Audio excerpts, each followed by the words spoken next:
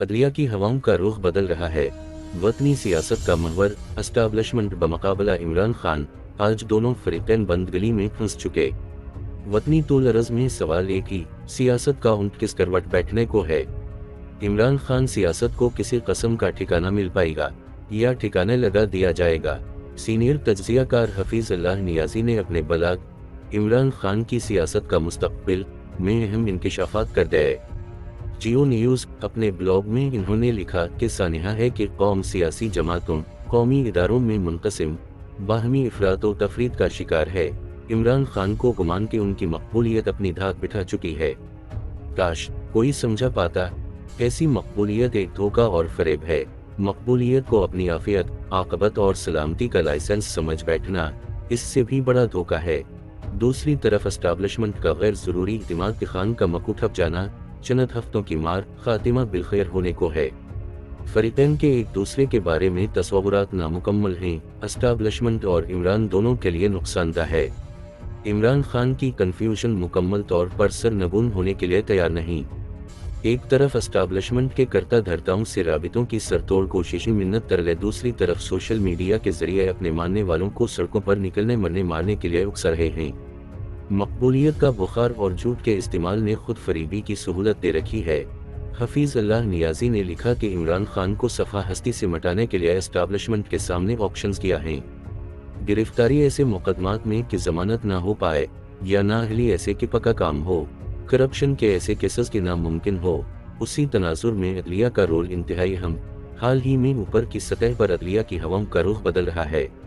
Establishment की पहली तरजीह तो मिलिट्री कोर्ट्स ही, सजाए मौत या उम्र दोनों मुमकिन और काबिल अमल। मिलिट्री कोर्ट्स पर जस्टिस जवाद ख्वाजा की दरख्वास्त ने नतीजा खेज रहना है।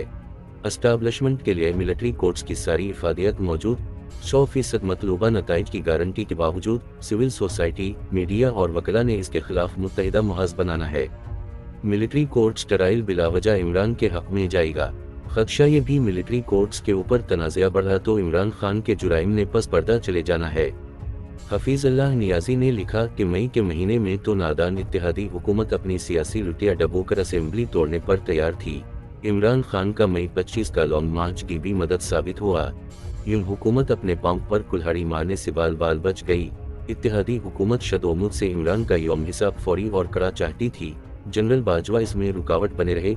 जरा शुबा नहीं कि मई 25 से पहले लॉन्ग मार्च हो या जलसे जुलूस, सुप्रीम कोर्ट का हमजा शहबाज की हुकूमत ख़त्म करके आइन में तरमीम करना, या जुलाई अगस्त के कौमी और सूबाई ज़िमनी इंतखाबात के नताइज, अरशद शरीफ कत्ल केस या इमरान खान पर कातिलाना हमला, जनरल आसिम मुनीर की तैनाती रुकवाने के लिए रावलपिंडी लॉन्ग मार्च या अदालती ताउन, गैर मरी क़ुव्वतों के नक्शा कदम बकदम मौजूद थे। नवंबर 29 को जब तक जनरल बाजवा रुखसत हुए तो इमरान खान एक आफत बन चुका था। बलाग के आखिर में हफीज अल्लाह नियाजी ने लिखा कि जनरल आसिम मुनीर ने चार्ज लिया तो खराबियां जड़ पकड़ चुकी थीं। आज इमरान से कैसे न बटा जाए। इरादा बांधता हूँ तोड़ देता हूँ, वतन अजीज दलदल में फंस चुका। अगर पाकिस्तान को कोई नुकसान पहुंचता है तो इमरान के बारे में है। जनरल आसिम मुनीर इमरान खान से उसकी शराइत पर नहीं, अपनी शराइत पर न बटें, मगर फहम व फरासत के साथ। अगर तदबर की गैर मौजूदगी अंधाधुंध आगे बढ़े तो फिर नतीजा टन टन में गोपाल।